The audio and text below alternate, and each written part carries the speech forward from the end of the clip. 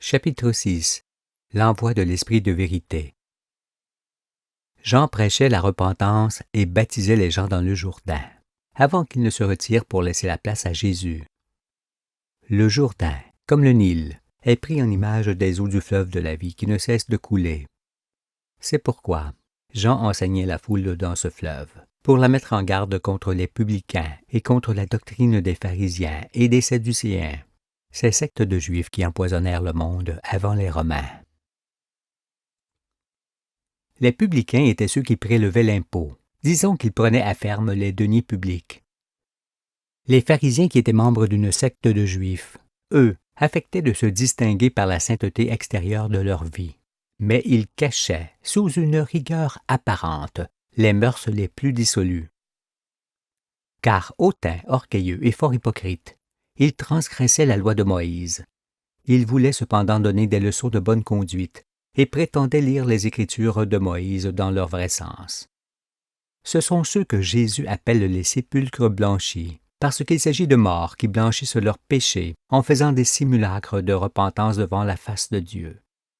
Ils sont la cause du désastre des Juifs et de ce que j'éprouve, car ils empoisonnèrent leur peuple et le monde entier qui en meurt aujourd'hui.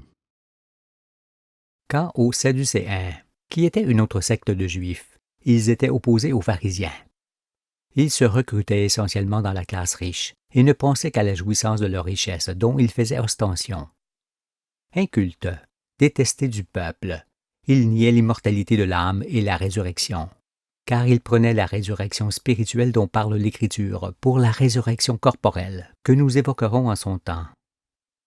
Et quand vint le Nouveau Testament, tous ces gens-là s'opposèrent farouchement à Jésus, car, ne s'en tenant qu'à l'Ancien Testament, c'est Emmanuel qu'il prêchait, en espérant toutefois qu'il s'agissait d'une fable et qu'il n'arriverait jamais.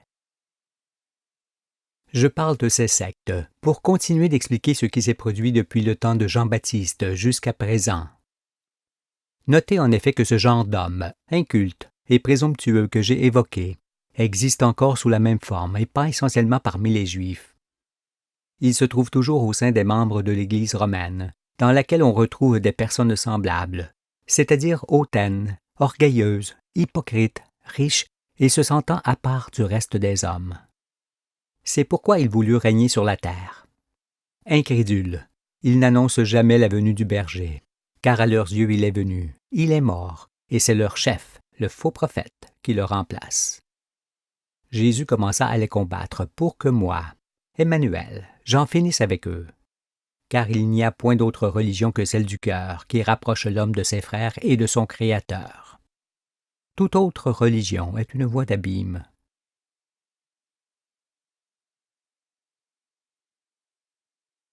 L'annonce du Fils de l'homme.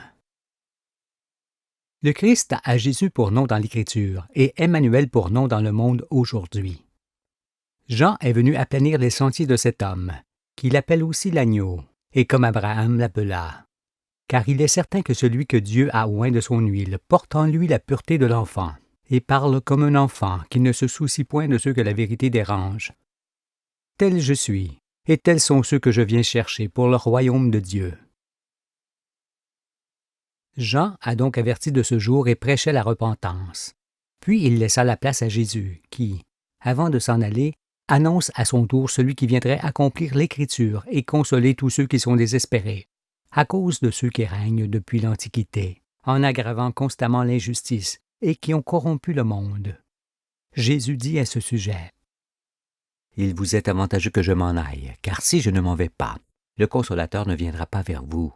Mais si je m'en vais, je vous l'enverrai.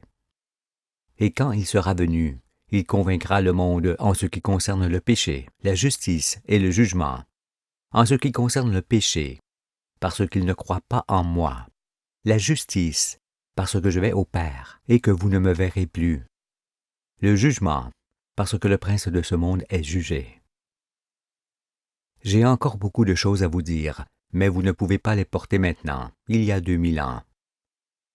Quand le Consolateur sera venu, l'Esprit de vérité, il vous conduira dans toute la vérité, car il ne parlera pas de lui-même, de son propre chef, mais il dira tout ce qu'il aura entendu, et il vous annoncera les choses à venir. il me glorifiera, parce qu'il prendra de ce qui est à moi et vous l'annoncera. Tout ce que le Père a est à moi. C'est pourquoi j'ai dit qu'il prendra de ce qui est à moi et qu'il vous l'annoncera. Celui que Jésus annonce, pourquoi l'appelle-t-il le prince du monde? Et pourquoi dit-il, « Il me glorifiera, parce qu'il prendra ce qui est à moi et vous l'annoncera » ? La réponse, c'est que Jésus est l'image du Fils unique qui arrive à la fin des jours pour accomplir l'Écriture. Cette parole de Jésus, écrite en Jean 16, explique à la fois le départ de Jésus et l'arrivée d'Emmanuel. Comme il fallait que Jean s'en aille pour laisser la place à Jésus, il fallait que Jésus s'en aille pour laisser la place à celui qui conduirait la créature dans toute la vérité. Voilà pourquoi dans son livre, Jean fit mourir Jésus sur la croix à cause des douleurs qu'il éprouve et que j'éprouve, comme il se fit mourir lui-même décapité. Cependant, ne croyez pas en moi uniquement parce que je dis que je suis l'homme de Dieu annoncé pour la fin des siècles. Car quiconque peut prétendre être celui-là, comme plusieurs le firent pour former des sectes. Non, je vous conseille au contraire de lire ce livre du commencement à la fin, sans faire abstraction d'aucun passage, car c'est ainsi que la vérité vous apparaîtra. Là, vous aurez une autre vision de l'existence, vision des astres, du monde, de la justice et des choses à venir. Vous n'ignorerez plus rien dans aucune matière de la science. Alors, il ne sera plus utile que je vous dise qui je suis. Le Père, le Fils, le Saint-Esprit sont ensemble la Trinité qui m'habite et qui m'oblige à enseigner toute la vérité. En ce qui concerne l'envoi de cet homme, Jésus dit en Jean 14, « Je vous ai dit ces choses pendant que je demeure avec vous, mais le Consolateur, l'Esprit Saint, que le Père enverra en mon nom, vous enseignera toutes choses et vous rappellera tout ce que j'ai dit. » Puis il ajoute, « Je ne parlerai plus guère avec vous, car le prince du monde vient. Il n'a rien en moi. » Après avoir prononcé cette parole, Jésus s'empresse de parler d'autre chose, de peur que l'on comprenne avant l'heure. Mais il dit que je n'ai rien en lui, parce qu'il est lui-même tout en moi. Et c'est véritablement en son nom que le Père m'envoie pour enseigner toutes choses. Étudiez donc les paroles de Jésus que je cite, et il vous apparaîtra clairement que lorsqu'il annonce le prince du monde, c'est Emmanuel qu'il annonce, et c'est cet Élie et moi-même qu'il appelle lorsqu'il est crucifié. Les lettres de Jean au Fils de l'homme. Pour m'ouvrir les yeux, Jean m'a écrit 4 longues lettres me montrant que la vie de Jésus et la mienne sont une seule et même vie. Je le vois par les accomplissements qui sont toujours conformes à ce qui est écrit. Après quoi, dans l'Apocalypse, il m'écrit 7 autres petites lettres, les lettres aux 7 églises, qui sont en vérité adressées aux 7 esprits de Dieu donnés au Fils. C'est ainsi que Jean m'a baptisé, car je dis encore que baptiser signifie immerger dans l'eau vive des Écritures, et non faire des prosélytes par un simulacre de sacrement. Les 4 premières lettres d'apparence semblable que Jean adresse au Fils sont intitulées Matthieu, Marc, Luc et Jean. Elles sont pour vous tous incompréhensibles, parce qu'elles sont écrites dans un langage et dans des traits d'esprit qui ne sont propres qu'à celui qui devait les accomplir. Elles sont écrites pour attirer mes regards, d'abord, sur moi-même, et me faire lever, et aussi pour vous montrer tous les miracles que j'accomplirai au milieu de vous, à commencer par le plus grand de tous, la résurrection des morts. Vous êtes tous nés de femmes, et aucun d'entre vous n'est encore né de l'Esprit. Restez donc avec moi, et je vous le dis, vous naîtrez de la sorte une deuxième fois, car vous ne serez plus les mêmes. Vous saurez alors ce qu'est la résurrection des morts dont parle l'Écriture, et pourquoi Jésus dit qu'il faut naître 2 fois. Ces 4 lettres de Jean sont pour moi des degrés, des marches qui me permirent de m'élever après m'avoir ouvert les yeux.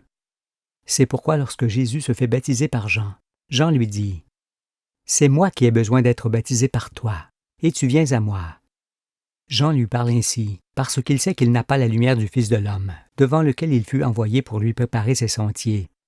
C'est pourquoi il dit aux gens, avant que Jésus ne vienne à lui, « Moi, je vous baptise d'eau pour vous amener à la repentance. Mais celui qui vient après moi est plus puissant que moi, et je ne suis pas digne de porter ses souliers.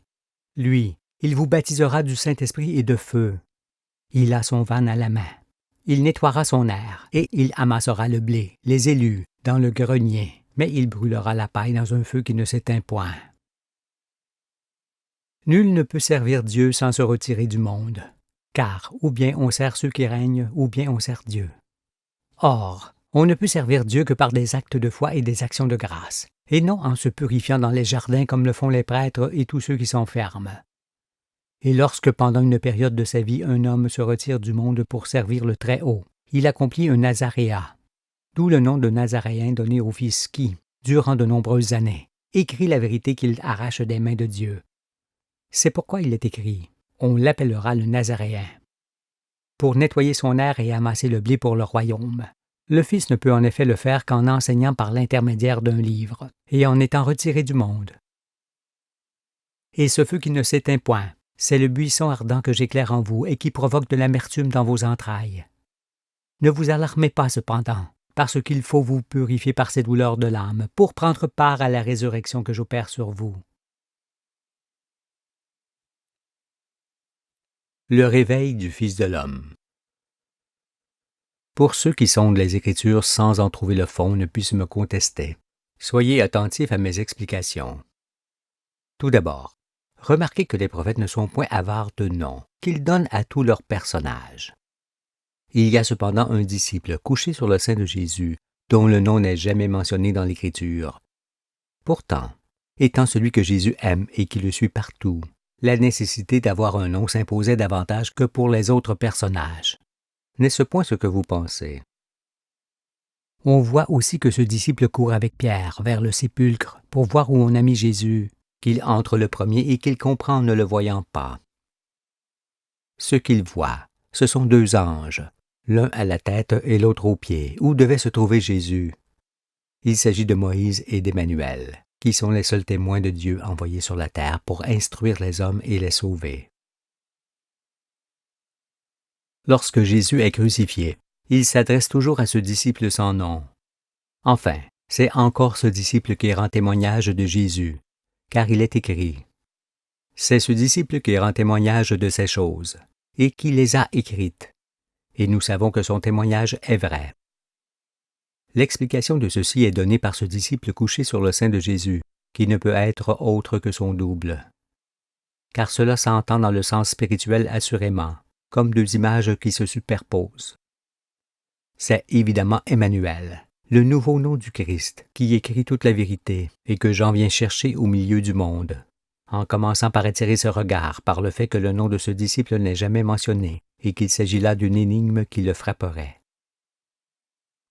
En effet, je regardais attentivement les mouvements de cet homme sans nom, et lorsque je remarquai qu'il marchait avec Pierre, je compris qu'il était l'homonyme de Pierre.